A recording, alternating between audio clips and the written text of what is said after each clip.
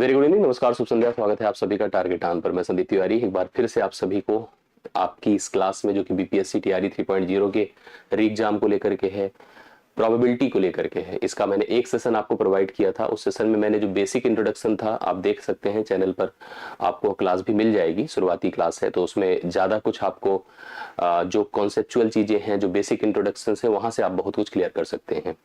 आज मैं इस क्लास को ले रहा हूं तो सीधी सी बात है कि अच्छे खासे क्वेश्चन सेशंस रहेंगे, प्रैक्टिस ठीक ठाक रहेगी। तो आप सभी लोग फोकस होकर के सभी प्रश्नों को कवर करिए मेरे साथ। मैं आपको बिलीव कराता हूं कि ऐसे प्रश्न आपको परीक्षा में दिखेंगे, थोड़ा स्टैंडर्ड अच्छा होगा, लेकिन आप अगर अच्छे से पढ़ेंगे, ध्यान से एक एक प्रश्न को कवर करेंगे तो प्रश्न भी समझ में आएगा और उस एग्जाम में उसकी इंपॉर्टेंस भी क्लियर होगी। ठीक है। सुजाता है, सुजाता अभिषेक, स्वतंत्रा कुमार है, शुभम सिंह है, अरविंद है, तरना फिरदौस है, सोनू है, विनोद मौर्य है, अरविंद तिवारी है। सभी का स्वागत है। एक बार सभी लोग वीडियो को शेयर जरूर करें, लाइक भी जरूर करें, जिससे शुरुआत किया जाए और अच्छे से इस प्रोसेस को हम लोग कवर कर सकें। और एक बार कंफर्म कर दे सभी लोग, प्रॉपर आप लोग देख रहे हैं, सुन रहे हैं, सभी चीज क्लियर है। इससे पहले देखिए मैं क्लास को शुरू करूं, कुछ अपडेट आपको दे दूं। सबसे पहले तो आज शाम को 6 बजे जो पीआरटी वाले सदस्य हैं वो सभी लोग पहले प्रैक्टिस सेशंस के लिए शुरुआत करेंगे। कहां पर? मेन चैनल टारगेट विथ आलोक पर आप जाएंगे तो वहां पर शेड्यूल लगा होगा। शेड्यूल को नोटिफाई अभी कर लेना। इस क्लास के बाद 6 बजे मैं क्लास में मिलूंगा। 6 बजे एक आपको 1 से 5 के सेशन में आप वहां पर डे प्रैक्टिस देखेंगे और उस प्रैक्टिस में आज का जो सेशन टॉपिक है वो 1 से 5 अर्थात पीआरटी स्पेशल रहेगा और एक ठीक ठाक 20 प्रश्नों की प्रैक्टिस होगी, जो प्रश्न आपको एकदम परीक्षा से कनेक्टेड और रिलेटेड दिखेंगे। तो आप सभी लोग 6 बजे से उस क्लास को भी ज्वाइन करना ना भूलें। इसके साथ साथ देख लीजिए, मैं आपको बता दूं, स्टॉक एंड शेयर्स के लिए आप बहुत परेशान थे कि सर स्टॉक शेयर कैसे करें। स्टॉक शेयर का मैं एक वीडियो भी दिया था, लेकिन उसको डिटेल से पढ़ना, जानना और उसकी उपयोगिता को समझना और प्रश्न एग्जाम में मैच कराना, उसके लेवल को समझना, तो ये आपको मिलेगा कल शाम को 4 बजे इसी समय पर। आप स्टॉक शेयर की एक क्लास करेंगे तो ये दोनों नोटिफिकेशन आप अभी से नोटिफाई किए रहिए, आपको जिससे कंफर्म रहे, आपको क्लास करने में सुविधा ना हो। पीडीएफ के लिए टेलीग्राम ग्रुप से जुड़े रहिए। एमएस का टेलीग्राम ग्रुप है जिसमें आप लोग शायद जुड़े भी होंगे, और नहीं है तो आप लोग प्लीज जुड़ जाइए जिससे कि कंफर्म रहे। बाकी मैं क्लास की शुरुआत करता हूं। अब आप लोग थोड़ा सा आ जाइए प्रोबेबिलिटी पर, जहां से मुझे चीजों को स्टार्ट करना है। मैंने आपको पहले से बता रखा है प्रोबेबिलिटी क्या है। मैं थोड़ा सा 1 मिनट में इंट्रोडक्शन दूंगा, बाकी कंफर्म हो जाएगा आप सभी लोगों को। हालांकि मैंने इसके पहले सब दे रखा है, बहुत ज्यादा यहाँ डिटेल करने की जरूरत नहीं है, लेकिन फिर भी जान लीजिए कि प्रोबेबिलिटी प्रायिकता किसी घटना, इवेंट के होने या ना होने, अर्थात उसकी निश्चितता और अनिश्चितता की संभावना को व्यक्त करता है, उसका मैथमेटिकल रूप देता है। बिल्कुल करा दूंगा अंकित, हाँ, एपीजीपी सीरीज को लेकर के भी परेशान मत होइए। जो आपसे कहा हूं, जो प्रैक्टिस कहा हूं, जो कॉन्सेप्ट कहा हूं, मुझे उम्मीद है कि आप लोगों ने लगातार पढ़ा है, और आपने पढ़ा है तो आपने सीखा भी है और आप कॉन्फिडेंट भी होंगे, इसमें कोई डाउट नहीं है। आप लोग क्लास करिए रेगुलर और पढ़िए अच्छे से। ठीक है। प्रायिकता को लेकर के बस इतना जान लीजिए, किसी घटना की सर्टेनिटी और अनसर्टेनिटी, उसके होने ना होने, उसकी जितनी भी पॉसिबिलिटीज बन सकती है, उसका मैथमेटिकल नेचर ही, मैथमेटिकल कैलकुलेशन ही प्रोबेबिलिटी है। अगर कोई इवेंट ए है तो उसे हम प्रोबेबिलिटी के हिसाब से पी आप प्रेजेंट करते हैं, और इसका जो मान होता है हमेशा एन ऑफ ए होता है और divide by n of s होता है, अर्थात ए के अंदर कितने आउटकम्स आते हैं और टोटल आउटकम्स जहां से उस घटना को लिया गया था उस घटना में कितने आउटकम्स हैं, जो दोनों का रेशियो बनेगा वही प्रोबेबिलिटी होगी। और मैंने उस समय भी बताया था कि प्रोबेबिलिटी के लिए 2 ही चीज डिसाइड करना इंपॉर्टेंट है, कि जहां से वह इवेंट घटित हो रहा है उसमें टोटल कितने आउटकम्स हैं। ठीक है, टोटल आउटकम्स कितने हैं, और ये ध्यान दीजिएगा, जो हमारे फेवर की चीज है जिसका हम प्रोबेबिलिटी निकालने जा रहे हैं उसमें हमारे फेवरेबल कितने आउटकम्स हैं। ठीक है, फेवरेबल कितने आउटकम्स हैं, इनका जो रेशियो बनेगा यही प्रोबेबिलिटी है। करेक्ट। जैसे आप अगर कोई एक एक्शन लीजिए, उस एक्शन से कितने इवेंट अलग अलग जनरेट हो सकते हैं, तो पहले तो देखो एक्शन में कितने आउटकम्स हैं, और उसके बाद जो आप चाहते हैं जिस इवेंट की प्रायिकता निकालना उसमें कितने आउटकम्स हैं, दोनों का रेशियो करेंगे, प्रोबेबिलिटी होगी। और यह प्रोबेबिलिटी किसी भी इवेंट की कभी भी जब आएगी वह ग्रेटर आर इक्वल टू 0 होगी और लेस आर इक्वल टू 1 होगी, ये भी आपने पढ़ा होगा। और साथ साथ एक बात और भी बता दो, अगर किसी चीज के होने ना होने, क्योंकि देखो मिनिमम प्रोबेबिलिटी, सबसे छोटी प्रोबेबिलिटी 0 होती है और सबसे बड़ी 1 होती है। इसका मतलब ध्यान दीजिएगा, अगर प्रोबेबिलिटी का डिस्ट्रीब्यूशन किया जाए, बंटवारा किया जाए, एक टॉपिक होता है प्रोबेबिलिटी डिस्ट्रीब्यूशन, अगर आपको स्टैंडर्ड पता हो तो प्रोबेबिलिटी डिस्ट्रीब्यूशन अगर किया जाता है तो सभी प्रोबेबिलिटी अगर एक ही सिचुएशन, एक ही आउटकम से, एक ही सैंपल स्पेस से ली जाती है तो उन सभी का जोड़ हमेशा 1 होता है। तो इसलिए अगर किसी चीज के होने ना होने दोनों की बातें की जाए तो प्रोबेबिलिटी किसी चीज के होने की अगर पी ऑफ ए है तो ना होने की प्रोबेबिलिटी पी ऑफ ए बार होगी, और दोनों का जोड़ हमेशा एक होगा। तो आप लिख सकते हैं p of a plus p of a bar is always equal to 1। इसलिए ना होने की प्रोबेबिलिटी अगर होने पर डिपेंडेंट निकालनी है तो 1 माइनस पी ऑफ ए कर दें। तो इस तरह से आप इसको रिलेट कर सकते हैं, इन सब चीजों को ध्यान में रखिए। अब हम आते हैं प्रश्न पर। एक बार आप थोड़ा सा कमेंट कर दें, हम सभी लोग जो लोग देख पा रहे हैं कि प्रश्नों पर चला जाए, और मैं आपको भरोसा दिलाता हूं आज का प्रश्न कर लेंगे तो आपका पीआरटी भी काफी कुछ कनेक्ट करेगा, और जूनियर वाले तो आप एकदम मिल जाएंगे, आपको एकदम क्लियर हो जाएगा कि आज आपके बाद प्रोबेबिलिटी का प्रश्न आपको नहीं फंसाएगा, ये श्योर है। तो एक बार कमेंट करिए सभी लोग, और भले देखो ना आए बट प्रयास करना सीखने का, करने का, करके हमें आंसर भी करना और एक्टिव रहना, तभी यह सेशन इफेक्टिव होगा, ठीक है। और एक बार वीडियो को शेयर भी जरूर कर देना, लाइक भी जरूर कर देना। अब हम देखिए पहले प्रश्न से शुरू करते हैं। पहला प्रश्न इस टाइप का अगर आपको मिल जाए तो आप क्या कर पाएंगे कि नहीं कर पाएंगे, थोड़ा सा मुझे कंफर्म करके बताइए, ठीक है। सभी लोग जो लोग देख रहे हैं, यस। दो बच्चों वाले 1000 परिवार, जैसे एक सोसाइटी है, कॉलोनी है, उस कॉलोनी में टोटल 1000 फैमिली रहती है। कितनी? 1000 में निम्नानुसार आंकड़े प्राप्त हुए। मतलब हमको ऑब्जर्व करना है कि उस फैमिली में, उस सोसाइटी में जितने भी 1000 परिवार हैं, मुझे 2 बच्चों वाले परिवार चाहिए। कितने बच्चों वाले? 2 बच्चों वाले परिवार। तो परिवार में लड़कों की संख्या, लड़के मतलब टोटल ध्यान देना, यहाँ पर बॉयज को मत सोचना। लड़कों की संख्या या तो 0 होगी या तो 1 होगी। जैसे मैंने कहा कि जाके पता करो सोसाइटी में 2 बच्चे वाले परिवार कितने हैं। तो किसी ने पता किया तो या तो किसी के पास 2 बच्चे थे, या तो किसी के पास 1 बच्चे थे, या तो किसी के पास बच्चे ही नहीं थे। मतलब 1000 परिवारों में 140 परिवार ऐसे थे जिनके पास कोई, मतलब उनका पुत्र या पुत्री, मतलब बच्चा नहीं था उनके पास। 1 बच्चे वाले कुल 560 परिवार थे, एकल परिवारी सदस्य था। हम दो हमारे 1 वाला कॉन्सेप्ट था। यहाँ पर हम दो हमारे 2 वाला कॉन्सेप्ट था। 300 ऐसे फैमिलीज थे जिसमें 2-2 बच्चे थे। अब आपसे कहा गया यदि किसी एक परिवार को यादृच्छा मतलब रैंडम ऐसे डिसाइड कर दिया जाए, भैया आप आओ, चुना जाता है, तो इसमें अधिकतम 1 लड़का होने की प्रायिकता क्या है? अधिकतम 1 लड़का मतलब क्या होता है? एक शब्द होता है, देखिए अंग्रेजी में पढ़ेंगे, if a family is selected at random, एक परिवार को ऐसे ही चूज किया जाए, the probability that it will have at most, ये 2 शब्द आप बहुत क्लियर कर लेना, प्रोबेबिलिटी में बहुत इंपॉर्टेंट होता है। एट मोस्ट मतलब होता है हिंदी में अधिकतम, ठीक है। और एक शब्द आपने हमेशा सुना होगा एटलीस्ट, ये भी बहुत ध्यान दीजिएगा। एटलीस्ट का मतलब होता है न्यूनतम, ठीक है। जब आपसे कोई कहे कि एटमोस्ट मतलब अधिकतम, अधिकतम इतना हो, अधिकतम इतने सदस्य हो, अधिकतम इतना धन हो, अधिकतम का मतलब उससे ज्यादा पॉसिबल नहीं हो, उससे कम पॉसिबल हो, जैसे आपसे उससे ज्यादा पॉसिबल हो, उससे कम पॉसिबल ना हो। अगर हम आपसे कह रहे हैं कि अधिकतम 1 बच्चा हो, तो अधिकतम 1 बच्चा का मतलब क्या होता है? जैसे हम आपसे जैसे देखिए, एक होता है न्यूनतम, आप न्यूनतम समझो, मिनिमम समझो, जो हमने एटलीस्ट लिख करके दे दिया। एटलीस्ट का मतलब जैसे मैंने आपसे कहा कि भैया मुझे 10 रुपए देना, कम से कम 10 देना। कितना देना? 10 रुपए देना, कम से कम 10 रुपए। तो आप मुझे 10 दें, 10 से ज्यादा दें, मैं स्वीकार कर लूंगा, मुझे कोई दिक्कत नहीं, मैं 10 से कम पर नहीं जाऊंगा। और मैंने कहा ज्यादा से ज्यादा मैं आपको 10 रुपए दे सकता हूं, तो ज्यादा से ज्यादा दे सकता हूं इसका मतलब बहुत ज्यादा दूंगा तो 10 दूंगा, या तो 10 से कम दूंगा। एटमोस्ट का और एटलीस्ट का यही कॉन्सेप्ट होता है। एटलीस्ट का मतलब मिनिमम एक पोजीशन दे दिया, उससे आपका अधिक हो तो अच्छी बात है। एटमोस्ट का मतलब अधिकतम ये दे दिया, मैंने आपसे कहा ना मैं 10 से ज्यादा रुपए आपको नहीं दे सकता हूं। यही स्थिति है। जब इसने कहा कि एटमोस्ट 1 बच्चा, 1 लड़का, तो 1 लड़के से ज्यादा की पॉसिबिलिटी, 1 लड़के से ज्यादा की पॉसिबिलिटी नहीं बन सकती है। हाँ, 1 लड़के से कम की पॉसिबिलिटी बन सकती है। अब 1 लड़के से कम की पॉसिबिलिटी की अगर बात किया जाए तो हम लोग 1 लड़के से कम की पॉसिबिलिटी 0 बच्चों को ले सकते हैं और 1 बच्चों को ले सकते हैं। 0 बच्चों को ले सकते हैं, 1 बच्चों को ले सकते हैं। आप बताइए 0 फैमिली वाले कितने, 0 बच्चे वाले कितनी फैमिलीज हैं? आप कहोगे सर 140। आप बताओ 1 परिवार 1 बच्चे वाली कितनी फैमिली? आप कहोगे सर 560। कितनी है बताओ? 560। अगर हम ये प्रोबेबिलिटी निकालें कि कम से कम का मतलब अधिक से अधिक का मतलब आप समझ लो कि P आप जो आप कैलकुलेट कर रहे हैं x, but x is less or equal to 1 हो। लेस आर इक्वल टू, भाई अधिक से अधिक, अधिकतम अगर एक बोला है तो P is less or equal to, देखो एटमोस्ट अगर 1 लिखा है तो P is less or equal to P x is less or equal to 1, मतलब एक ऐसे x की प्रोबेबिलिटी जो कि 1 हो या 1 से छोटा हो। तो आप देख रहे हैं कि 1 से छोटा मतलब 0 बच्चे, 140 परिवार हैं, और 1 बच्चा मतलब 560 परिवार है।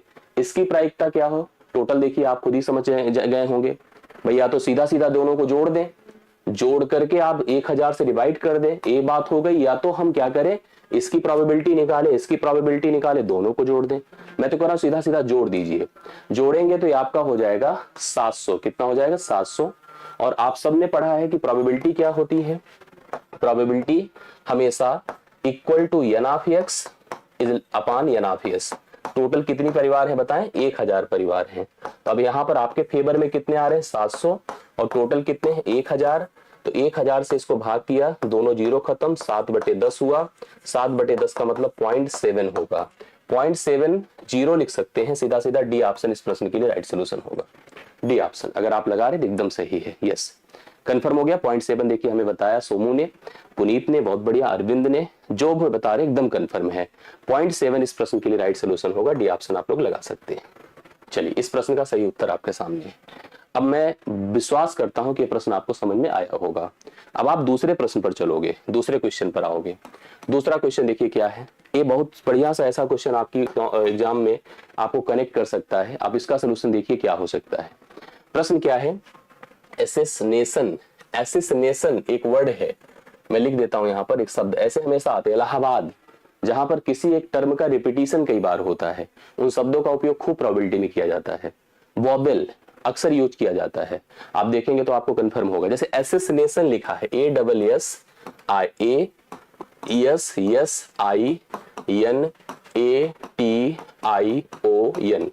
ये आपको एसेसिनेशन एक शब्द दिया है, मतलब शब्द दिया है, लेकिन ये शब्द भी बना होगा तो कुछ लेटर से बना होगा। जैसे कभी आपके सामने एक प्रश्न आए कि आपको हम कुछ लेटर्स दे रहे हैं, हमने कहा आपको दिया मैंने AEIOU, ये इसको जानते हैं क्या होता है, आप कहोगे सर ये वॉवेल होता है, ये वॉवेल होता है ना, स्वर जिसको कहते हैं। मैं कहूँ कि इन स्वरों का उपयोग करके आप कुल कितने अलग अलग शब्द बना सकते हैं 5 लेटर्स वाले, तो आप बता सकते हो। जैसे हम ए से शुरू करें, पहला तो यही बन गया, फिर हम इसको इधर लाएं, उसको उधर लाएं, मतलब हम पोजीशन को बदल बदल के हम कुल कितने शब्द बना सकते हैं। टोटल कितने शब्द हैं, 1 2 3 4 5 शब्द हैं। जैसे आप 2 को ले लो, मान लो अगर हमने कहा 2 है अपने पास, जैसे सपोज करो आपके पास ए है और ई है, हमने कहा इन दोनों का उपयोग करके आप कितने शब्द बना पाओगे, कहोगे सर या तो ए ई बनेगा या तो ई ए बनेगा। कितने शब्द बने, 2। ऐसे अगर हम कह दें कि आपके पास ए है, ई है, आई है, इनका उपयोग करके कितने शब्द टोटल बना सकते हो, कहोगे सर या तो ए ई आई बनेगा, ठीक है, या तो ए आई ई बनेगा, ए से हो गया खत्म। अब इसके बाद देखिए ई से अगर हम शुरू कर दें, ई ए आई बनेगा, या तो ई आई ए बनेगा। अब आई से शुरू कर दो, आई से अगर हम स्टार्ट कर देंगे, आई ए ई बनेगा, आई ई ए बनेगा, मतलब कहीं से भी शुरू करके देखिए ऐसे बना सकते हैं कि नहीं, आई ए ई ए बने। तो कुल कितने शब्द बने बताएं, 6 शब्द बने। मतलब अगर देखो 1 शब्द, 2 शब्द, 3 शब्द, 4 शब्द, 5 शब्द, 6 शब्द। आपको लेटर्स हम कुछ दे दें और आपसे हम पूछे कि कुल कितने शब्द बना सकते हैं, तो उसके लिए सीधा सीधा एक कॉन्सेप्ट होता है, हम आपको एक नोट लिखवा देते हैं कि यन, ध्यान दीजिएगा, यन लेटर्स का उपयोग करके कुल बनाए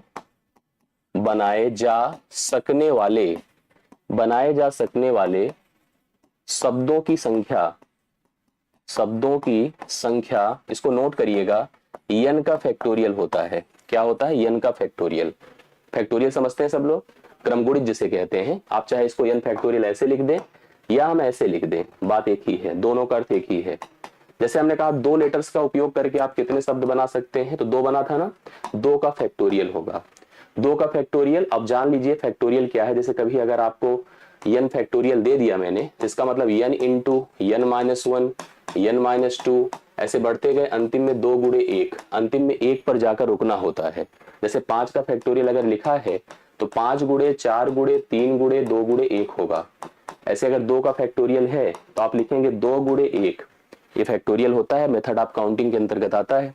अब देखिए 2 ही शब्द बने ना, ऐसे 3 लेटर्स थे तो 3 का फैक्टोरियल होगा, 3 गुणे 2 गुणे 1, 6 शब्द बने ना। इसी प्रकार से अगर कभी जैसे आपके सामने ऐसा शब्द आए, जैसे मान लीजिए मैंने कहा कि हमने एसेसिनेशन बनाया है, हालांकि आपने नोटिस किया होगा कि इसमें शब्दों को बनाने के लिए, शब्द को बनाने के लिए लेटर्स का रिपीटिशन हुआ है, लेटर्स का रिपीटिशन हुआ है। एक और कॉन्सेप्ट होता है, आप लोगों को पता होगा, जिसमें आप लोगों ने डिमांड भी की थी कि आप उसका वीडियो दे दो। किसका? एक होता है परमुटेशन जिसे कहते हैं अरेंजमेंट, और एक होता है कॉम्बिनेशन जिसे कहते हैं संचय ना। आपने सुना है कि नहीं? एक होता है जैसे व्यवस्था करना, अरेंज करना, और सेलेक्ट करना, सिलेक्शन संचय होता है। दोनों में फर्क होता है और दोनों डिपेंड करते हैं प्रोबेबिलिटी पर। दोनों पूरी तरह से प्रायिकता पर निर्भर, सॉरी उस पे क्या कहते हैं, प्रोबेबिलिटी अर्थात प्रोबेबिलिटी बोल रहा हूं, फैक्टोरियल पर डिपेंड करते हैं, अर्थात पूरी तरह से क्रम गुणित पर निर्भर करते हैं। लेकिन अगर आपको सही में प्रोबेबिलिटी जानना है तो तय है कि आपको परम्यूटेशन कॉम्बिनेशन का कॉन्सेप्ट थीम क्लियर होनी चाहिए। सही है कि नहीं है? बिल्कुल होना चाहिए। अब जैसे देखिए आपको पहले शब्द इस क्वेश्चन के बारे में बताता हूं। इस क्वेश्चन से भी काफी कुछ आपका प्रोबेबिलिटी का थीम धीरे धीरे मन में तो आएगा ही, बाकी अभी सब कंफर्म होता जाएगा। फिलहाल अभी वहां इतनी डिमांड नहीं है। शब्द एसेसिनेशन से यादृच्छिक मतलब रैंडम एक अक्षर चुना जाता है, इसमें से कोई एक अक्षर हम चुन रहे हैं। प्रायिकता ज्ञात कीजिए कि वह अक्षर एक स्वर हो, स्वर मतलब वॉवेल हो। अंग्रेजी में पढ़िए, one letters is chosen at random, कहीं से भी उठा लो, from the words assassination find the probability that that letter is a vowel. ठीक है, सबसे पहले आप ये सोचो कि यहाँ पर इस टोटल एसेसिनेशन को बनाने के लिए हमें कुल कितने लेटर्स की आवश्यकता है। भले ही रिपीटिशन है, आप बताओ कितने लेटर्स की आवश्यकता है? हाँ जी, हाँ बिल्कुल आता है। अब आप बताइए कितने लेटर्स टोटल हैं? आप कहोगे सर 13। 1 2 3 4 5 6 7 8 9 10 11 12 13 लेटर्स हैं। मतलब टोटल आउटकम्स यहाँ पर 13 हैं। मुझे क्या करना है? एक शब्द चुनना है, एक लेटर चुनना है, उसके वॉवेल होने की प्रोबेबिलिटी क्या है। तो अगर हम वॉवेल होने के लिए सोच रहे कि इसमें वॉवेल कौन कौन है, तो वॉवेल आपको पता है AEIOU होता है। आप देखो वॉवेल मैं सर्कल कर रहा हूं और अलग कलर से करूंगा तो थोड़ा डिफरेंट समझ में आएगा। ए वॉवेल है, ए वॉवेल है, आई वॉवेल है, ए वॉवेल है, आई वॉवेल है, ओ वॉवेल है। तो मैं यहां लिख देता हूं ए आई ओ। अभी रिपीटिशन नॉन रिपीटिशन की कोई बात ही नहीं किया है, साफ साफ कहा जो लिखा है 13, भले उसमें रिपीटेड टर्म्स हैं, उसमें से ही आपको वॉवेल सेलेक्ट करना है। और उस वॉवेल के आने की प्रायिकता क्या है? तो हमने नोटिस किया कि अपने पास उन 13 में जब मैंने कोई रिपीटिशन को लेकर के कोई इधर उधर अरेंजमेंट नहीं किया, और तो वॉवेल को लेकर के भी कोई ऐसा नहीं कि रिपीटिशन ब्रेक करूं, कुछ नहीं किया, तो इस प्रोबेबिलिटी, इस वॉवेल के आने की जो प्रोबेबिलिटी होगी वो n of v divide by, अगर हम इसको टोटल कह दें, यस कह दें सपोज करिए, तो n ऑफ यस होगा। मतलब आप सोचो वॉवेल में 6 लेटर्स हैं और टोटल 13 लेटर्स हैं, तो 6/13 होगा, जो ऑप्शन नंबर आपको ए में नजर आएगा। राइट सोल्यूशन 6/13 होगा। आप में से देखिए कई लोग का आंसर सही है, और सबको मैं सजेस्ट करूंगा कि आप सभी मन लगा के हर प्रश्न को पढ़ लो। ठीक है, जैसा भी, कम समझ में आए, ज्यादा समझ में आए, याद करना हो, जो करना हो, आप यही बाद में अप्रिशिएट करोगे। मैं आपको बिलीव दिलाता हूं, अभी भले आपको डंप लग रहा हो, बाद में आपको लगेगा कि सर नहीं मिला है। ऐसी बात नहीं, जो पढ़ाया गया, जो हमने यहाँ पर क्लास में देखा, वो चीजें हमें वहां समझ में आई। मैं जो अभी एक पॉइंट आपको बता रहा था कि अगर हमें कुछ लेटर्स दिए जाएं तो उस लेटर्स से हम कितने शब्द बना सकते हैं, अलग अलग कितने शब्द बना सकते हैं, इसके लिए फैक्टोरियल का उपयोग किया जाता है। अब उस फैक्टोरियल के थीम पर ही एक प्रश्न उठाते हैं। जैसे ये देखिए क्वेश्चन है आपके सामने, तीसरा नंबर, बहुत ध्यान से देखिएगा। एक शब्द है एंसर, क्या लिखा है? एंसर, ANSWER, ये एंसर है। इसको बनाने के लिए भी लेटर्स की रिक्वायरमेंट्स थी, हमने एंसर बनाया। शब्द से बनने वाले शब्दों को यादृच्छिक मतलब रैंडम, रैंडम का मतलब ये हो गया कि हम कोई सीक्वेंशियल अरेंजमेंट नहीं, किसी एक को उठा लो, कहीं से उठा लो, pick any one from anywhere. ठीक है, यादृच्छिक व्यवस्थित किया जाता है, तो इसकी क्या संभावना है कि दोनों स्वर एक साथ रहेगा, दोनों स्वर एक साथ रहेगा, ये आपको बताना है। ठीक है, अब दोनों स्वर को एक साथ रहने से पहले आप ये जान लो, मैं आपसे एक प्रश्न पूछूं, अगर इस आंसर के सभी लेटर्स की बात करो तो कुल कितने लेटर्स हैं टोटल ढूंढ के बताइए। अगर हम रिपीटिशन की बात ही ना करें, रिपीटिशन को कोई अभी थीम ही ना दे, तो अगर रिपीटिशन को दिमाग से निकाल दो तो कुल यहाँ पर 6 हैं। कितने भाई? 6 लेटर्स हैं। मैं आपसे अगर एक प्रश्न पूछूं, इन सभी 6 लेटर्स का उपयोग करके आप कुल कितने शब्द बना सकते हैं, टोटल वर्ड्स कितने बना सकते हो, तो आप कहोगे सर हम टोटल वर्ड्स बना सकते हैं 6 का फैक्टोरियल। 6 का फैक्टोरियल बना सकते हैं कि नहीं? यस, बताइए। मैंने कहा ना कि आपको अगर मैं कह दूं कि 6 लेटर्स हैं और इन 6 लेटर्स का उपयोग करके आप कितने शब्द बना सकते हो, सर कहोगे सीधा सीधा सर 6 फैक्टोरियल। 6 फैक्टोरियल मतलब 6 गुणे 5 गुणे 4 गुणे 3 गुणे 2 गुणे 1, इतने तो टोटल शब्द आप बना सकते हो, उसमें कोई डाउट तो नहीं ना किसी को? नहीं। बट हमने कहा एक कंडीशन में आपको एक रिजर्व करने की कह रहा हूं, और रिजर्व ये करना है आपको कि इसने साफ साफ कहा कि दोनों स्वर एक साथ आए। स्वर मतलब वॉबल्स एक साथ सेटल हो जाएं। तो वॉबल को अगर आप एक साथ सेटल कर रहे हो तो वॉबल देखो कौन कौन है। एक तो वॉबल आपका ए है और एक तो वॉबल ई है। तो टोटल वॉबल्स कितने हो गए बताएं? टोटल वॉबल्स हो गए 2। इसका मतलब इन दो का अरेंजमेंट अब आपको एक जैसा रखना होगा, और इन दो का अरेंजमेंट क्या होगा बताओ? 2 फैक्टोरियल होगा। भाई ये भी तो 2 हैं, इन दो का अरेंजमेंट 2 फैक्टोरियल होगा। लेकिन आपको मैं बता दूं ये भले 2 फैक्टोरियल खुद के लिए हैं, बट इनको जब बाकियों के साथ, अच्छा इनको अगर छोड़ दें, जैसे इन दोनों को अगर हम छोड़ दें, एक पोजीशन दे दें, एक पोजीशन पर आपको पता है कि 2 लोग हैं। ध्यान दीजिएगा, एक पोजीशन का मतलब ऐसे मत सोचिएगा 2 लोग हैं, एक जगह पर ए रहेगा एक जगह ई रहेगा, तो कभी यहां पर ई रहेगा कभी यहां पर ए रहेगा। बाकी अपने पास कितने लोग बच रहे हैं कंफर्म करिए। अगर हम इसको एक पोजीशन दे दे, उस पोजीशन में 2 लोग हैं, तो बाकी अपने पास कितनी पोजीशंस हैं? ऐसे सोचिए, अपने पास अभी 5 पोजीशंस हैं। अगर हम लोग जैसे ऐसे समझ लें, देखिए 2 प्रकार से इसको समझ सकते हैं। एक तो हमने कहा जैसे अपने पास इन दोनों को एक ग्रुप में रख दो, एक पोजीशन बना दो, एक पोजीशन में इन दोनों को सेटल कर दो और इनकी व्यवस्था 2 फैक्टोरियल हो गई। 2 फैक्टोरियल मतलब 2 प्रकार से अरेंज किए जाएंगे। लेकिन बाकी जो है उनको हम कैसे अरेंज सोचेंगे? 5 फैक्टोरियल। भाई एक अगर इसको मानकर चल रहे हैं तो इसको टोटल मिलाओ तो 5 1 6 होना चाहिए ना, इस हिसाब से 5 फैक्टोरियल हो गया। बाकी का अरेंजमेंट जो और बचे हैं उनको लेंगे तो 5 फैक्टोरियल तरीके से हम प्रेजेंट करेंगे इनको। कितने तरीके से? 5।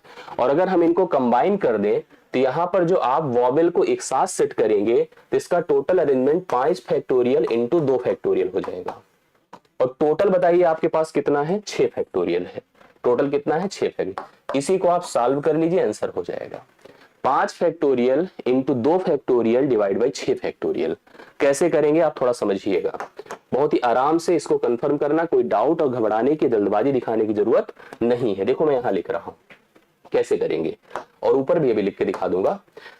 5 फैक्टोरियल मतलब आप रहने दो ऐसे ही 5 फैक्टोरियल, 2 फैक्टोरियल 2 गुणे 1 कर दीजिए, और ध्यान रखिएगा जो 6 फैक्टोरियल लिखा है उसको आप 6 गुणे 5 फैक्टोरियल कर सकते हैं।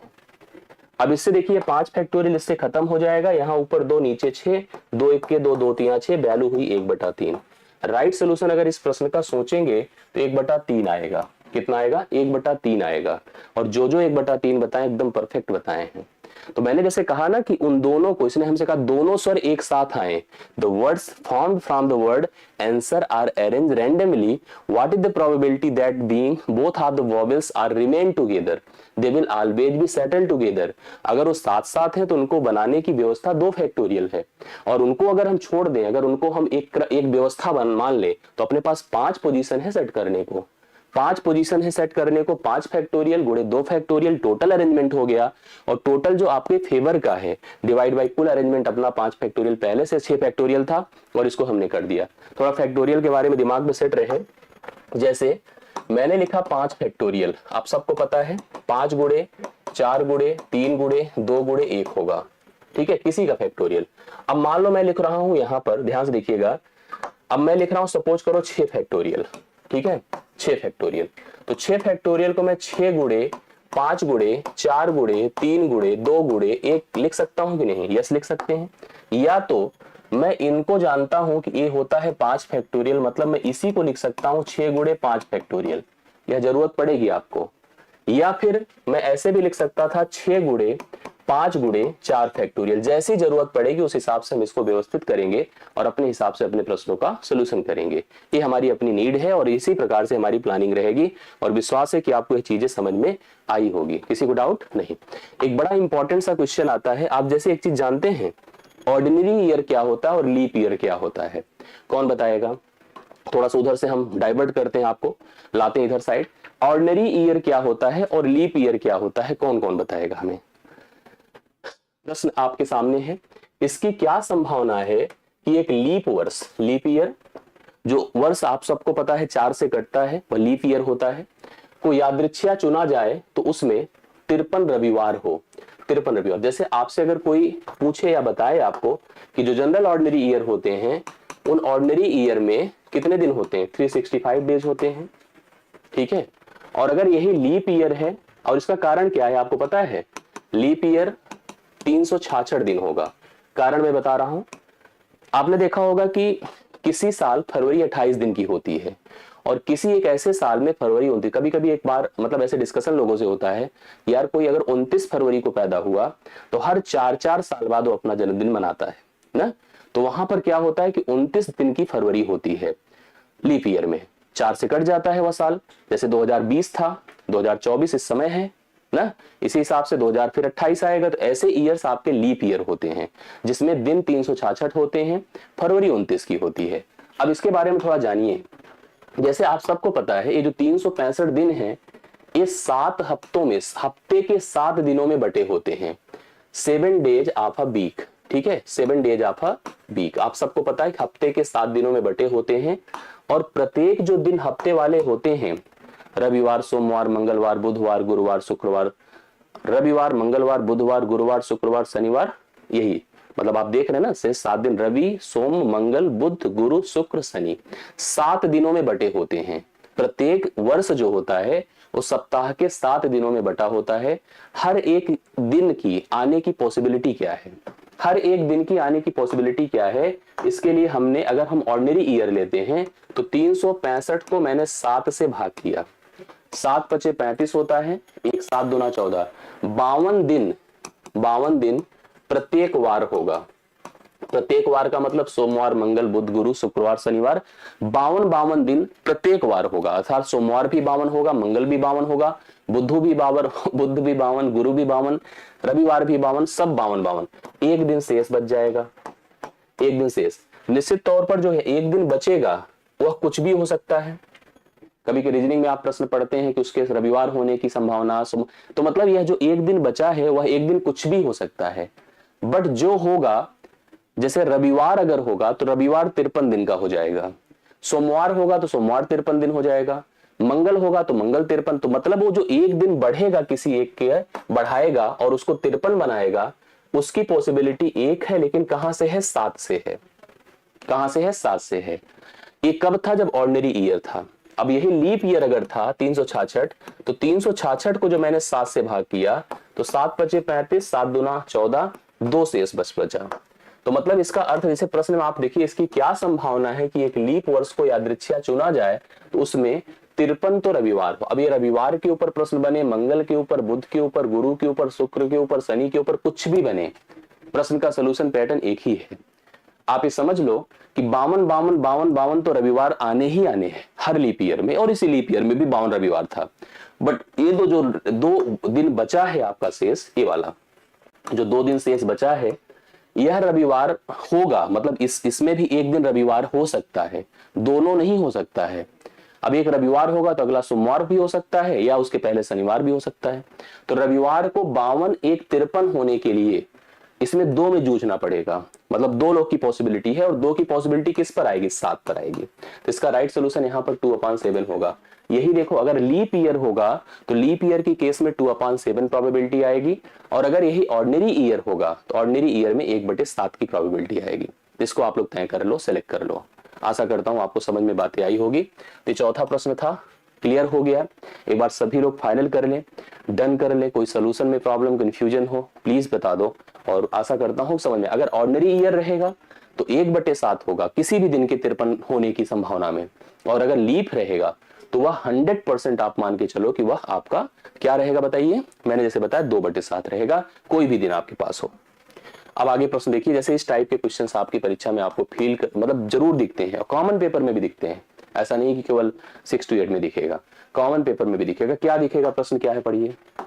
प्रश्न है, एक थैले में 3 हरे, एक थैला है और उसमें 3 हरे, 4 तो नीले हैं तथा 2 संतरी हैं, रंग के कंचे हैं। कंचे आप समझते हैं, गोली जो खेला जाता है, छोटे बच्चे खेलते हैं, बड़े भी होते खेलते हैं, ऐसा नहीं केवल छोटे। हाँ, और बहुत डांट पड़ती थी बचपने में जब गोली वोली खेला जाता था ना, खेला होगा आप लोगों ने भी। 3 हरे, 4 नीले, 2 संतरी रंग के कंचे हैं। यदि एक कंचा यादृच्छिक मतलब रैंडम निकाला जाता है तो संतरी रंग का कंचा नहीं प्राप्त होने की प्रायिकता क्या थी। अब आप सब लोग इसका आंसर बताएं, कौन किसके बस का है। देखो, ऐसे एक थैला था, थैले में 3 प्रकार के गेंद थी। एक था आपका क्या बताएं, 3 तो हरा था, हरा देखिए हम लोग ऐसे ग्रीन ले लेते हैं, 3 क्या था, हरा था, ग्रीन, ठीक है, ग्रीन लिख दिया 3G। 4 तो नीला था, नीला ये है, 4 आपका नीला था, ब्लू है, और इसके बाद लाल, संतरा, संतरा मतलब ऑरेंज, ऑरेंज देखिए ए है सॉरी, 2 तो संतरी है, ठीक है, 2 ऑरेंज है। इस तरह से हमारे पास कुल 3 प्रकार की गेंदें थी। अब आप प्रश्न पढ़ो और इसका आंसर करो। अब आपसे कहा है, जैसे आप पहले तो बताओ टोटल कितना है। टोटल इसमें 4 3 7 2 9 गेंदें हैं, और गेंद जो होती हैं ऐसी होती हैं, इनकी शेप साइज एकदम इक्वल होती है, और आप अगर हाथ डाल के थैले में बिना देखे अगर किसी गेंद को उठाएंगे तो आप विजुअलाइज करे बगैर उसके कलर को नहीं पहचान पाएंगे बिना देखे। हाँ, गेंद जरूर आप टच करके समझ जाएंगे कंचे ही हैं, ठीक है। अगर कंचे की जगह और कुछ भी रखा है वहां पे तो कंचे पकड़ना आप समझ जाओगे कंचे हमने पकड़े हाथ में। तो इसने कहा थैले में 3 हरे, 4 नीले और 2 संतरी रंग के कंचे हैं। यदि एक कंचा यादृच्छिक निकाला जाता है रैंडमली तो संतरी रंग का कंचा नहीं प्राप्त होने की संभावना, देखिए दोनों प्रकार से प्रश्न हल हो जाएगा। प्राप्त होने की संभावना भी पढ़ सकते हैं जी, प्राप्त होने की संभावना, जैसे मान लो मैं आपसे पूछता कि संतरी रंग के कंचे के प्राप्त होने की संभावना क्या है, तो संतरी रंग मतलब P ऑफ O, इसके प्राप्त होने की संभावना, प्राप्त होने की संभावना अगर मैं ऐसे करता, प्राप्त होने की संभावना P ऑफ O लेता, तो यहां पर संतरी रंग के कितने कंचे हैं 2, और टोटल कितने कंचे हैं 9, तो 2/9 हो जाता। संतरी रंग के कंचे मतलब ऑरेंज रंग के जो कंचे, उनके प्राप्त होने की संभावना आपको 2/9 मिलती। तो ना होने के लिए मैंने रूल लिखवाया था, ना होने के लिए P ऑफ O बार करते, जो 1 - P ऑफ O होता, मैंने अभी आपको थोड़ी देर पहले समझाया था। तो डायरेक्ट आप 1 से 2/9 घटा देते, तो घटाइए तो 9 के 9 में से 2 निकलेगा, 7/9 आ जाता। तो 7/9 डी ऑप्शन इसका सोल्यूशन हो जाता। लेकिन आप चाहते तो डायरेक्ट भी प्रश्न का सोल्यूशन कर सकते, तो भी कैसे ध्यान दीजिएगा। हमसे कहा संतरी रंग के कंचे ना हो तो इसको छोड़ दीजिए, बाकी ले लीजिए, 4 3 डायरेक्ट 7 कर दो, और टोटल कितना है 9 है, तो सीधा सीधा बता सकते थे संतरी रंग के कंचे प्राप्त होने की प्रोबेबिलिटी 7/9 होगी। तो जरूरी नहीं कि यहाँ पर आपका जो है आप ऐसे जाओ, आप ऐसे भी ओरल जा सकते हैं, उत्तर दोनों कंडीशंस में आपको सेम और एक जैसा मिलेगा, कोई गलती नहीं होगी, सोल्यूशन एकदम एज इट इज मिलेगा, बस समझ करके चलिए, गलत मत करिए किसी भी प्रश्न को, ठीक है। आइए चलिए इसके आगे बढ़ता हूं मैं। अब देखिए, मैं इस क्वेश्चन को समझाऊं तो मैं चाहूंगा कि आप थोड़ा सा एक प्रोसेस है परमुटेशन और कॉम्बिनेशन का, उसको थोड़ा विजुअलाइज कर लो, समझ लो कैसे। देखिए, मैं इस प्रश्न को क्योंकि जब समझाऊंगा, इसका सोल्यूशन कराऊंगा, तो निश्चित तौर पर आपसे मैं चाहूंगा कि आपसे उम्मीद करूंगा कि आप थोड़ा सा इसके बारे में जान लो। एक शब्द जानिए, होता है परमुटेशन, परमुटेशन, और एक शब्द होता है कॉम्बिनेशन। एक शब्द क्या होता है, कॉम्बिनेशन। परमुटेशन को थोड़ा सा बहुत क्लियर है, और इसको किसी भी प्रश्न को जैसे जो प्रोबेबिलिटी का हो उसको समझने के लिए इस टॉपिक को जानना आपके लिए बहुत ही जरूरी है। परमुटेशन मतलब हिंदी में क्रमचय कहते हैं, क्रमचय, और इसको हिंदी में हम लोग संचय कहते हैं, संचय। इसको आप अरेंजमेंट भी कहते हैं, क्या कहते हैं, अरेंजमेंट, अरेंजमेंट भी कहते हैं। और कहां इंपॉर्टेंस है इसकी, दोनों आप थोड़ी देर में भी क्लियर हो जाएगा, बस 2 मिनट हमें समय दीजिएगा, आपको कंफर्म में कर दूंगा। और इसे आप सिलेक्शन भी कहते हैं, ठीक है, सिलेक्शन भी कहते हैं। अब सोचिए इसका सेंस क्या है, इसकी थीम क्या है, दोनों का कॉन्सेप्ट क्या है, कि परमुटेशन क्या है और कॉम्बिनेशन क्या है। ध्यान से मेरी बात को सुनिएगा। जैसे पहले तो आप लिखने का तरीका समझ लो कि अगर मेरे पास जैसे कुछ सामान है, मान लो हमारे पास 4 किताबें हैं, उसमें से मुझे 2-2 किताब को सेलेक्ट करना है या दो किताब को अरेंज करना है।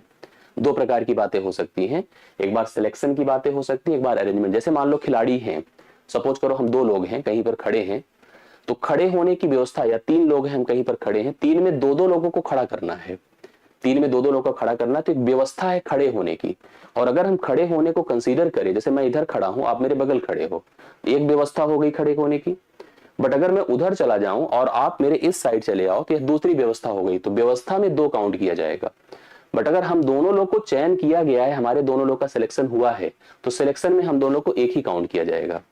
प्रेजेंट कैसे किया जाता है? जब कभी भी हमारे पास यन टर्म होते हैं, यन टर्म होते हैं और आर टर्म टेकन, मतलब हमने लिखा कि taken r term out of n term, मतलब आपको अगर कभी कुछ यन पद दिए गए हैं और उसमें से मुझे आर पद लेने हैं, कितने पद लेने हैं? आर पद लेने हैं। ध्यान देना कि आर हमेशा लेस आर इक्वल टू यन रहेगा, आर हमेशा क्या रहेगा? लेस आर इक्वल टू यन रहेगा। तो लिखने का तरीका ये है, और मैं इसका प्रैक्टिकल अभी आपको समझा दूंगा, क्लियर हो जाएगा। लिखने का तरीका है, इसको हम लिखेंगे एन पी आर। क्या लिखते हैं?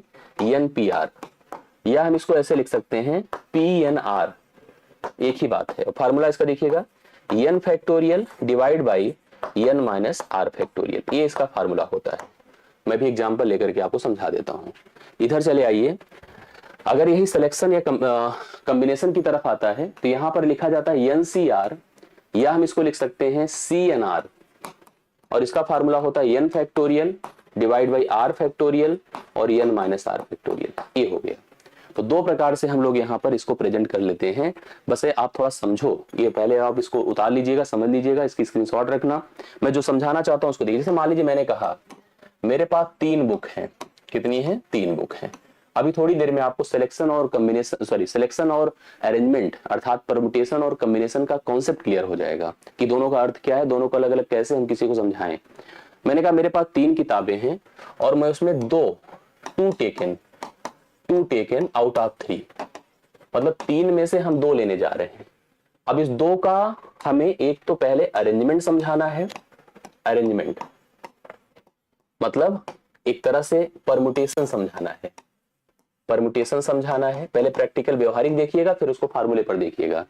फिर हम आपको सिलेक्शन समझाएंगे, सिलेक्शन, ठीक है, सिलेक्शन समझाएंगे, जिसको आप लोग संचय कहते हैं, या इसको सिलेक्शन कहते हैं, या कॉम्बिनेशन कहते हैं। बेसिकली आप इसको, जो सबसे पॉपुलर नेम है वो है कॉम्बिनेशन, ठीक है। आप समझो कैसे। जैसे मान लो मेरे पास 3 किताबें थी, एक का नाम बुक 1 था, बुक 2 था और बुक 3 था। मैंने कहा तीनों को व्यवस्थित करो, तीनों में से दो दो को व्यवस्थित करो और तीनों में से दो का सिलेक्शन करो। फर्क देखो ऐसे है। चलो, व्यवस्थित करने का मतलब बुक 1 बुक 2 एक व्यवस्था, बुक 2 बुक 1 दूसरी व्यवस्था। अब 2 व्यवस्था हो गई। मैंने लिखा बुक 1 बुक 3, ये हो गई आपकी दूसरी एक व्यवस्था। इसी प्रकार से बुक 3 और बुक 1 ये आपकी चौथी व्यवस्था। हमने लिखा बुक 2 बुक 3, ये आपकी पांचवी व्यवस्था, और बुक 3 और बुक 2 ये आ गई छठी व्यवस्था। कुल 6 व्यवस्था टोटल होंगी। अगर हम अपनी सभी किताबों 3 में से 2 का अरेंजमेंट कर रहे हैं, तो अपने पास कुल 6 व्यवस्था हैं। उनको अरेंज करने की मैं इसका रूल भी बता दूं आपको। इसे लिखेंगे 3p2। भाई आपने लिखाया भी ना NPR, NPR का मतलब n factorial, r factorial, n minus r factorial, correct है। तो 3PR का मतलब हो गया 3 फैक्टोरियल 2, सॉरी गलत लिखा फार्मूला, ये फार्मूला होगा, ठीक है, n factorial n minus r factorial, correct. तो हमने लिखा 3 फैक्टोरियल और नीचे हो जाएगा 3 माइनस 2 फैक्टोरियल। अब ये हो जाएगा ऊपर 3 फैक्टोरियल मतलब 3 गुणे, अब आप लिख सकते हैं 3 गुणे 2 गुणे 1, नीचे यहाँ पर 1 फैक्टोरियल मतलब 1 ही होता है, 1 1 से कटा, 3 दूना 6, टोटल 6 व्यवस्था हो गई। कितनी व्यवस्था हो गई? 6 व्यवस्था हो गई। सिलेक्शन की बात करो तो सिलेक्शन में ध्यान से देखिए, अरेंजमेंट में जैसे मैंने आपसे कहा ना कि मान लो हम 2 लोग हैं, ये मैं हूं, ये आप में से कोई एक है, हम दोनों ऐसे ऐसे बगल बगल खड़े हैं। तो हम इधर हैं, मैं मान लो मैं आपके राइट हूं और आप मेरे लेफ्ट हो, एक व्यवस्था है। और मैं अगर उधर चला जाऊं और आप इधर चले आओ, मतलब लेफ्ट राइट का कॉम्बिनेशन हमने बदल दिया। देखो बुक 1 बुक 2 एक व्यवस्था है, तो बुक 2 बुक 1 भी एक व्यवस्था है। बट यही चीज जब सिलेक्शन में आता है ना, तो हम इसमें 2 तरह से नहीं काउंट करते। देखो अब ऐसे सोचा जाएगा, अगर मैंने बुक 1 बुक 2 ले लिया तो अब मैं इसको सिलेक्शन 1 मानूंगा। कोई कहेगा कि बुक 2 बुक 1 दूसरी सिलेक्शन व्यवस्था है, तो क्यों सिलेक्शन व्यवस्था है, तो सिलेक्टेड है ऑलरेडी, तो नहीं माना जाता है।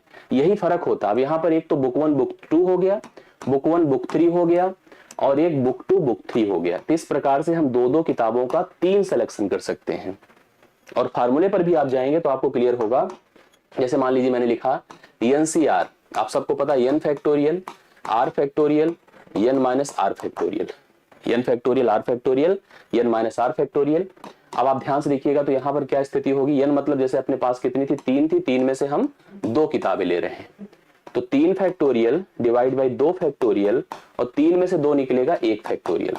तो 3 गुणे आप इसको 2 फैक्टोरियल कर दें, नीचे 2 फैक्टोरियल गुणे 1 है, ये खत्म हो गया। देखिए 3 व्यवस्थाएं हैं टोटल, तो ये 3 सिलेक्शंस हैं टोटल।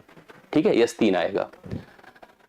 हाँ, सैंपल स्पेस को कॉम्बिनेशन, अब sample space is total outcomes, it's not a combination and permutation, is the total outcomes. आप उसको कह सकते हैं कि आप ये टोटल फैक्टोरियल्स है, टोटल कॉम्बिनेशंस है, टोटल पॉसिबिलिटीज है आने की। ठीक है, वो कोई ऐसा नहीं कि हम उसमें से किसी को लेकर के हम व्यवस्थित कर रहे हैं। अब जैसे इस पर थोड़ा सा एक प्रश्न देखिएगा तो आपको थोड़ा परम्यूटेशन कॉम्बिनेशन की बातें और कंफर्म होगी, ये भी क्लियर होगा। और आशा करता हूं जो बताया मैंने समझ में आया होगा आप लोग को, ये मुझे विश्वास भी दिलाई ना, आप लोग कंफर्म कर दीजिएगा तो आगे चीजें कंफर्म हो जाए। ठीक है, चलिए देखिए, एक कलश, कलश मतलब वही है पॉट, एक है बर्तन है। ठीक है, 4 हरी है 3 नीली गोलियां हैं, 4 हरी और 3 नीली गोलियां, एक कलश इस टाइप का देखो, एक बर्तन है, 4 तो हरी है, हरी मतलब ग्रीन, और 7 नीली है ब्लू, गोलियां हैं, कंचे हैं, वही जैसे भी पढ़ रहे थे। यदि बेतरतीब मतलब रैंडम, कोई सीक्वेंस नहीं है, सीक्वेंस होता है तो सीक्वेंशियल, बेतरतीब मतलब रैंडम, कुछ भी किसी को उठा लो वही रैंडम होता है। 3 गोलियां उठाई जाती हैं, 3 निकाली जाती हैं, तो इनमें किन्हीं दो के नीली होने की संभावना क्या है, किन्हीं 2 के नीली होने की संभावना क्या है। पहले सोचो कि आप अगर टोटल, पहले गोलियों की संख्या बताओ कितनी है, टोटल कहोगे सर 11 है। अगर मैं 2 का सिलेक्शन करना चाहता हूं, क्या 2 का सिलेक्शन, नॉट अरेंजमेंट, सिलेक्शन, 2 का सिलेक्शन करना चाहता हूं, और उस सिलेक्शन में मैंने प्रायोरिटी दे दी, पहले तो आप 2 के सिलेक्शन पर काम करो, और उस 2 के सिलेक्शन में भी हमको देखना है कि नीली होने की प्रोबेबिलिटी क्या है। तो नीली होने की प्रोबेबिलिटी पर जाने से पहले आपको सोचना पड़ेगा कि अगर मेरे पास टोटल 11 है, तो इसमें अगर हम 2 टेकन टू अगर हम 2 लेते हैं, 2 गोलियों की पॉसिबिलिटी सोचते हैं, 2 गोलियों के सिलेक्शंस की बात करते हैं, तो अपना जो टोटल आउटकम्स होगा वो क्या हो जाएगा पता है, 11C2 हो जाएगा, ये हो जाएगा। मतलब 11 गोलियों में से 2 को सेलेक्ट करने की टोटल कंडीशंस 11C2 होगी। इस बात पर आप कंफर्म कर लो। नहीं, 3 गोलियां उठी है ना, सॉरी, बेतरतीब 3 गोलियां उठाएगी, सॉरी 3 उठाई गई ना, नॉट 2, इट्स 3, तो 11C3 होगी। ये वर्ड देखो ध्यान से, यदि बेतरतीब 3 गोलियां उठाई जाती हैं, तो इनमें किन्हीं 2 के नीली होने की संभावना क्या है। ठीक है, तो आप ये सोचो कि अगर मेरे पास कुल 11 थी और मुझे उसमें से 3 को सेलेक्ट करना है, तो 11C3 तो टोटल पॉसिबिलिटीज हो गई। अब उस 3 में 2 गोलियां नीली हो जाएं, 2 गोलियां नीली हो जाएं, नीली होने की पॉसिबिलिटी क्या है। जब मैंने कहा कि अगर हम 2 गोलियां नीली सोच रहे हैं, तो नीली आएगा कहां से भाई, ब्लू से आएगा ना भाई। हमने 3 गोलियां सेलेक्ट कर ली, 3 में 2 गोलियां जो नीली आएंगी तो कहां से आएंगी, अपने पास भले कहने को 11 हैं, लेकिन नीली आएगी तो 7 में से तो आएगी। नीली कहां से आएगी बोलो, 7 में से आएगी, तो 2 आ गई नीली, मतलब 7 में से 2 आई। बट अभी हमको कितनी गोलियां सोचनी है, 3, तो जो 1 गोली बची है वो कहां से आएगी, ग्रीन से आएगी, 4C1 कर दीजिए। ये अपने सभी नीली गोलियों के आने के आउटकम्स हो गए। जो 3 गोलियां आप सोच रहे थे उसमें से 2 गोलियों के नीली होने की बात कर रहा था। पूरे वर्ड को पढ़िएगा, हमने कहा अपने पास टोटल 7 4 11 गोलियां थी, 4 आपकी ग्रीन थी, 7 आपकी ब्लू थी, 3 गोलियां सेलेक्ट करनी है, उसमें से 2 गोलियों के नीली होने की पॉसिबिलिटी पूछ रहा है। हमने कहा भाई पहले तो ये बता दो कि अपने पास टोटल 11 है, करेक्ट है, 3 हमको सेलेक्ट करना है, भी सही है, तो 11C3 टोटल आउटकम्स हो सकते हैं, ये भी सही है। उसमें से 2 गोलियों को नीली करना है, ब्लू करना है, तो नीली कहां से होगा, 7 से होगा, 7C2, बट एक और जो बचाव कहां होगा, ग्रीन से होगा, ग्रीन से होगा। अब ये आपका फेवरेबल है, ये फेवरेबल है ना आपका, और ये टोटल है, टोटल कितना बोलो, 11C3 है। यही जिसने हल कर लिया बुद्धिमान, वही का उत्तर आएगा। कर लेंगे, बिल्कुल कर लेंगे, क्यों नहीं करेंगे, करके देखते हैं। चलिए सबसे पहले ऊपर वाला देखिए, हम इसको थोड़ा हटा देते हैं, इधर लिख देते हैं चाहे तो, कोई ऐसी बात नहीं। ये आपका फेवरेबल था और ये आपका टोटल था। आइए सॉल्यूशन की बात करिए। चलिए 7c2 है 7 फैक्टोरियल, 2 फैक्टोरियल, 7 में से 2 निकला 5 का फैक्टोरियल, गुड़े 4 का फैक्टोरियल, नीचे 1 का फैक्टोरियल, 4 में से 1 निकलेगा 3 फैक्टोरियल, नीचे जाइए 11 फैक्टोरियल है और 3 फैक्टोरियल है और 11 से 3 निकलेगा 8 फैक्टोरियल है। ये हमने कर दिया। अब इसका सोल्यूशन करिए आप सभी लोग, थोड़ा मन लगा के, दिल लगा के।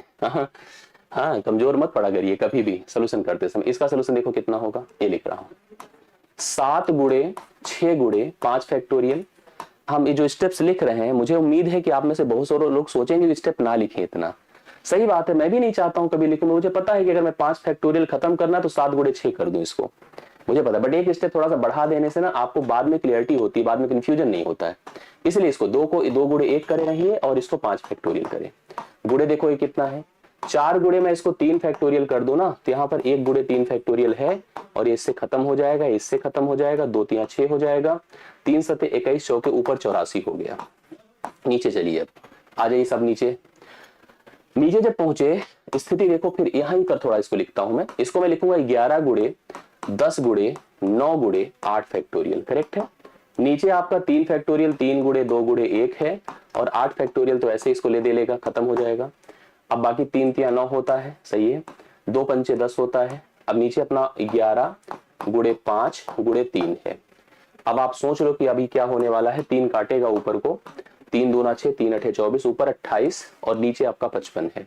28/55 है जो ऑप्शन नंबर आपको ए में दिया गया है, राइट सोल्यूशन है 28/55। आ रहा है सबका, गुड। इस तरह से ऐसे प्रश्नों को आप लोग हल कर सकते हैं, बता सकते हैं, पूरा यहाँ पर कंफर्म कर सकते हैं। किसी को भी अगर कंफ्यूजन हो तो प्लीज जरूर बताइए और आशा करता हूं आपको समझ में आया होगा ना। एक और सिचुएशन आपके लिए मैं कंफर्म कर देता हूं, उसको भी लेकर के आप लोग थोड़ा सा फोकस्ड हो जाइए, जिससे कि प्रश्न आपको जब एग्जाम में मिले तो आप जरूर करके आए कि मतलब उसमें डाउट ना रहे, ठीक है, डाउट ना रहे। मैं 1-2 क्वेश्चंस आपको क्लियर और बता देता हूं, थोड़ा सा इसी पर एक प्रश्न और ले लीजिए। ये देखिए, चलिए हो गया आपका, ये मैंने बता दिया इतनी सारी बातों को। अब एक क्वेश्चन देखो ध्यान से, थोड़ा सा वेरिएशन जब प्रश्न में नजर आते हैं तो और चीजें कन्फर्म। एक बक्सा है, 5 उजली लीजिए, 4 नीली, 3 पीली गेंद है, उनमें से 4 गेंद का क्यों निकाला जाता है? कितनी गेंदों को निकाला जाता है? 4। हाँ, ये ध्यान देना पड़ता है कि हमें प्लस कब लगाना है, मल्टीप्लीकेशन, ये सब चीजों के लिए थोड़ा फोकस करना पड़ता है हम लोग को। जैसे इसको मैं आपको बताता हूं, ध्यान से देखिएगा। 5 उजली है, उजली मतलब अब कैसे क्या बोलेंगे उजली को? White, white. 4 तो नीली है, 3 पीली गेंदें हैं, उसमें से 4 गेंद को निकाला जाता है। पहले बक्सा बना लो ऐसे, बक्से में 5 व्हाइट है, 4 नीली है, ब्लू है और 3 पीली है, येलो है। उनमें से अब टोटल कितनी है बताएं, पहले टोटल बताइए। 5 4 9 3 12 टोटल गेंदें हैं, करेक्ट है। उनमें से 4 गेंदें निकाली जाती है, 4 टेकन, 4 लिया तो टोटल आउटकम्स कितना हो गया है कंफर्म कर लीजिए तुरंत। टोटल आउटकम्स हो जाएगा 12C4। यहां तक तो एकदम डाउट क्लियर है, अभी मतलब प्रश्न को ना भी पढ़ो तो यहां तक पहुंच जाओ लेकर के 12C4। अब आगे बढ़िए, इसकी क्या संभावना है कि उन सभी के एक ही रंग हो, उन सभी के एक ही रंग हो। थोड़ा सिचुएशन पर आओ आप लोग। यहां पर ये दोनों जितने भी इवेंट अलग अलग हैं, they are not correlated to each other, इनका एक दूसरे के साथ कोई संबंध नहीं है। ये जितनी भी घटनाएं, जैसे घटना की बात करो, उसने कहा कि जो 4 गेंदें आप निकालोगे वो सभी अगर एक ही कलर की हो, इसकी क्या संभावना है? मुझे एक बात बताओ, व्हाइट से आप 4 ले सकते हो? हाँ ले सकते हो। 4 की 4 व्हाइट ले सकते हो? हाँ। ब्लू से आप 4 ले सकते हो? हाँ ले सकते हैं। एक कलर अगर लेना है आपको तो 4, अगर 4 मेरे पास गेंदें आए, जैसे हमने कहा ना कि हमें 4 मुझे लेना है, घर ले जाना है 4 गेंदें बच्चों के लिए, और मार्केट में 3 प्रकार की गेंदें हैं, ब्लू, व्हाइट है, ब्लू है। जैसे कभी हम लोग नहीं कपड़े खरीदने जाते हैं या कोई सामान खरीदने जाते हैं मार्केट में, तो वहां पर मुझे ऐसा लगा कि मुझे सबको बांटना है 5-6 लोगों में, तो एक ही कलर का कपड़ा होना चाहिए, इस वैरायटी का, इस टाइप का। तो कहता सर इस कलर में तो 2 ही ऑप्शन अवेलेबल है, 3 ही ऑप्शन अवेलेबल है, अब अगर आपके लिए सुटेबल है तो ले जाओ। जैसे इसने कहा 4 लेना है एक ही कलर का, तो एक ही कलर का अगर मुझे 4 लेना है तो मैंने देखा व्हाइट की पॉसिबिलिटी तो है, व्हाइट की पॉसिबिलिटी तो है, ब्लू की भी पॉसिबिलिटी है, बट क्या येलो की पॉसिबिलिटी है? नहीं है, क्योंकि येलो तो 3 ही अवेलेबल है। येलो की पॉसिबिलिटी नहीं है क्योंकि येलो तो 3 ही अवेलेबल है। अब आपको यही चीज समझना है कि जितनी भी घटनाएं आपने देखी, ये सब की सब घटनाएं केवल केवल और केवल डिपेंडेंट हैं, इनका किसी का एक दूसरे से लेना देना नहीं है, ये स्वतंत्र चर कहलाते हैं। और ऐसी घटनाओं को लेकर के आप लोग जब कभी भी प्रोबेबिलिटी एक नई घटना जनरेट करते हो, तो उस घटना को अगर हम पी ऑफ ई कहेंगे तो पी ऑफ ई वन, जो अलग अलग घटनाएं उसको ध्यान से देखिएगा, p of e one plus p of e two plus p of e two, जितनी भी अलग अलग घटनाएं हो सकती हैं उन सभी को जोड़ा जाता है। जैसे एक डाउट मन में आता है ना कि कब जोड़ा जाता है, कब गुणा किया जाता है। गुणा जब एसोसिएशन, जब एक घटना दूसरी घटना से डिपेंडेंट हो, मतलब उसके ऊपर कोरिलेटेड हो, तो कंबाइंड किया जाता है। जब स्वतंत्र चर होते हैं, एक दूसरे से उनका कोई संबंध नहीं, तो जोड़ा जाता है। तो आप यही देखो कि आपको 4 गेंदें निकालनी हो, चारों का रंग एक जैसा हो, ठीक है चारों का रंग एक जैसा हो, तो इसके लिए आप ऐसे सोचो, ध्यान से देखिएगा। अब हमको क्या निकालना है, हम 4 गेंद ये जो ले रहे हैं तो व्हाइट से ले सकते हैं, ब्लू से ले सकते हैं, बट यहाँ येलो से नहीं ले सकते हैं।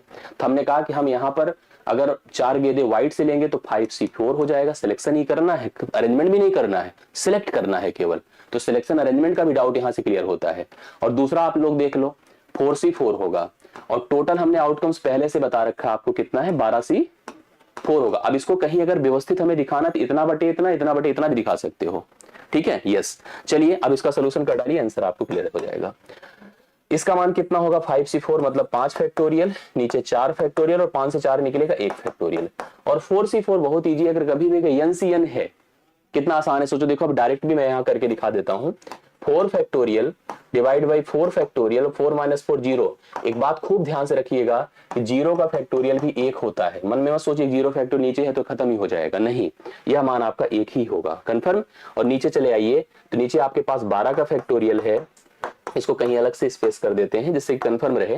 पहले इसका सोल्यूशन कर डालिए, तो 1 है, यह मान कितना होगा, 5 × 4 का फैक्टोरियल, बटे अब 4 फैक्टोरियल लिखा ही है, कोई लिखने की जरूरत नहीं, आपको समझ में आ ही गया होगा। यहाँ पर या इससे खत्म हो जाएगा, केवल यह 5 बचेगा, एक यहाँ पर 6 बचेगा, मतलब ऊपर एक 5 बचा और एक 6 बचा। आप लिख लो 5 बचा और एक क्या बचा, 6 बचा। और उसके हिसाब से आप लोग देख रहे हैं नीचे कितना बच रहा है, इसी को बस प्लान कर लीजिए। जो 12C4 है इसी को प्लान करिए, 12C4 को 12 फैक्टोरियल, नीचे मैंने जैसे बताया 4 फैक्टोरियल, गुणे 4 निकलेगा तो 8 फैक्टोरियल। तो क्या लिखा जाए, 12 गुणे 11 गुणे 10 गुणे 9 गुणे 8 फैक्टोरियल, खत्म, इसको कर दें। 4 गुणे 3 गुणे 2 गुणे 1 और 8 फैक्टोरियल यहाँ लिखा, तो इससे खत्म ही हो गया। 4 × 3 = 12 होता है और 3 दूना 6 होता है। देखो 3 3 से खत्म हो गया, 2 इसको खत्म करेगा, 2 पंचे 10, कुल मिला के ऊपर अपना 6 है, नीचे कितना है, 11 गुणे 5 गुणे 9 है, 3 × 3 = 9 है, 3 दूना 6, ऊपर 2 है, नीचे 11 × 5 = 55 गुणे 3 कर दे तो 165 है। ये ऑप्शन राइट सोल्यूशन है, ठीक है। इस तरह के प्रश्न आप कंफर्म कर सकते हैं, 2/165। तो बढ़िया क्वेश्चन है, शानदार सा। आप इस टाइप के प्रश्नों को आप एकदम क्लियर करो, कंफर्म हो जाए। आशा करता हूं समझ में आया होगा ना, क्लियर हो गया सबको। एक बात मैं और आपको लास्ट बता देना चाहता हूं, कार्ड का थोड़ा कॉन्सेप्ट समझ लो कि प्लेइंग कार्ड आपने सुना होगा, आपने यूज किया होगा, बहुत लोग खेले भी होंगे। थोड़ा सा कार्ड को लेकर के कंफर्म कर लेते हैं, क्योंकि इसका प्रश्न बहुत बनता है। तो कार्ड की वैरायटी आपको आना आपको क्लियर होना चाहिए, ठीक है। भले खेले ना हो, लेकिन प्रश्न फेस करने को 100% मिलता है। प्लेइंग कार्ड के बारे में, a pack of playing card containing always 52 cards, मतलब एक उसमें एक्स्ट्रा होता है, that is not in playing purpose, जो प्लेइंग पर्पज के लिए नहीं होता है, बट 52 टोटल कार्ड के पत्ते होते हैं एक पैक में। और आप इसके बारे में जरूर पूरा डिटेल जान लो, 52 टोटल होते हैं। 52 का डिस्ट्रीब्यूशन 2 प्रकार से होता है। एक आपका होता है रेड कार्ड, ठीक है, लाल जिसको कहते हैं, एक रेड कार्ड होगा एक ग्रुप, और रेड कार्ड में संख्या होगी 26 की, ठीक है, संख्या कितनी, 26 की। और एक होगा आपका ब्लैक कार्ड, बस इतना आप समझिएगा, यहीं से आज इसको क्लोज करेंगे। ब्लैक कार्ड, तो ब्लैक कार्ड में संख्या कितनी होगी, 26 की, 26 रेड कार्ड और 26 ही ब्लैक कार्ड, करेक्ट। अब 26 का बंटवारा देखो 2 प्रकार से किया जाता है, एक होता है स्पीड और एक होता है क्लब, ठीक है। स्पेड होगा, क्लब होगा। आपने सुना होगा एक चिड़ी जिसको कहते हैं, चिड़ी, और एक आपका ऐसे ही कुछ सिंबल टाइप का बन जाता है, और उसको आप थोड़ा सा भी समझिएगा। एक स्पेड होगा, क्लब होगा, संख्या में देखो 13 है और ये भी संख्या में 13 है। और इधर जब, सॉरी रेड में हम लोग नहीं, रेड का नहीं है, ये ब्लैक का है। रेड में आपका एक होगा हार्ट, हार्ट जैसे वो होता नहीं पान का पत्ता, और एक होता है डायमंड। डायमंड मतलब ईंट बनती है, आप समझिएगा। डायमंड क्या होती, ईंट। तो हार्ट की संख्या भी 13 होगी और डायमंड की संख्या भी 13 होगी रेड में। उसी तरह से जो हमने अभी लिखा तो ब्लैक के लिए था, ब्लैक में भी 2 बनेगा, एक 13 बनेगा आपका क्लब या स्पेड लिख दे, स्पेड लिखा, ये भी 13 बनेगा, और क्लब भी आपका 13 ही बनेगा, ठीक है, 13 बनेगा। अब इस 13 का डिस्ट्रीब्यूशन देखिए, प्रत्येक में एक जैसा रहेगा, बस कलर कॉम्बिनेशन और उनके ऊपर जो इमेजेस बने रहेंगे वो अलग अलग रहते हैं, ठीक है। सबके पास जो 13 की जो पॉसिबिलिटी है वो एक जैसी रहती है, आप इसको समझिए। 13 की पॉसिबिलिटी में सबसे पहले मैं बता दूं कि आपको कुछ फेस कार्ड दिखेंगे। फेस कार्ड में आपको किंग दिखेगा, क्वीन दिखेगी, जैक दिखेगा। किंग मतलब राजा, क्वीन रानी, और जैक आपका एक जो मतलब आप गुलाम उसके लिए कह सकते हैं। और एक एस कार्ड होता है, एस को आप एक कहते हैं। उसके बाद कुल 10 नंबर्ड कार्ड यहां से शुरू हो जाते हैं, नंबर संख्या के कार्ड होते हैं। अब एक के बाद 2 होगा, 3 होगा, 4 होगा, 5 होगा, 6 होगा, 7 होगा, 8 होगा, 9 होगा, 10 होगा। कुल 10 तो नंबर्ड कार्ड हो गए। और इनके ही पास नहीं, ये सबके पास होगा, इसके पास भी होगा, इसके पास भी होगा, इसके पास भी होगा, इसके पास भी होगा। 13, 13 दूना 26, 13 3 39, 13 चौके 52। टोटल कुल मिला के अगर देखा जाए तो यहाँ पर 52 कुल प्लेइंग कार्ड है, ठीक है। अब इसमें से हमसे पूछा जाता है कभी कभी कि अगर हमने एक बेल सफल पैक ऑफ प्लेइंग कार्ड को हमने सफल किया, मतलब पैक का कार्ड को, किंग होने की प्रोबेबिलिटी क्या है, राजा होने की प्रोबेबिलिटी क्या है। तो राजा होने की प्रोबेबिलिटी आप ध्यान दीजिएगा, एक किंग यहां पर, एक किंग यहां पर, एक किंग यहां पर, एक किंग यहां पर, 4/52 हो गया। P of king, P of king, ठीक है। क्वीन होने की प्रोबेबिलिटी क्या है, ये भी 4/52 हो गए, ठीक है, बस ये 4/52 हो गए, ठीक। इस तरह से आप ध्यान दीजिएगा, आपको मतलब ध्यान देना है किस स्ट्रक्चर को। एक बार थोड़ा सा आप स्ट्रक्चर को अच्छे से देख लीजिएगा, ईंट पान जानकारी है, बढ़िया, उसको जाने रहिए। तो ये स्ट्रक्चर है। अब इस पर प्रश्नों को हम शीट में, प्रैक्टिस शीट में शामिल कर लेंगे, और इस क्लास को हमें ब्रेक करना है अभी, और हम इस पर सोचेंगे कि हम कुछ और प्रैक्टिस आपको एक इंपॉर्टेंट करा दें, क्योंकि कार्ड के प्रश्न आते हैं तो प्रैक्टिस शीट में रहेगा। अभी 6 बजे आप लोग पीआरटी के जितने सदस्य हैं वो सभी लोग लाइव रहेंगे थोड़ी देर बाद। मेन चैनल अपने टारगेट भी था लोग पर, अभी से जाइए, शेड्यूल नोटिफाई कर लीजिएगा। आपके लिए थोड़ी देर बाद मैं इस प्रैक्टिस को कंटिन्यू कर रहा हूं। 6 बजे आप सभी लोग आइए, पीआरटी की क्लास शुरू होती है, ठीक है। अभी के लिए इतना है, बहुत बहुत धन्यवाद, थैंक यू सो मच। मुलाकात अगली क्लास में होगी, थैंक यू सो मच।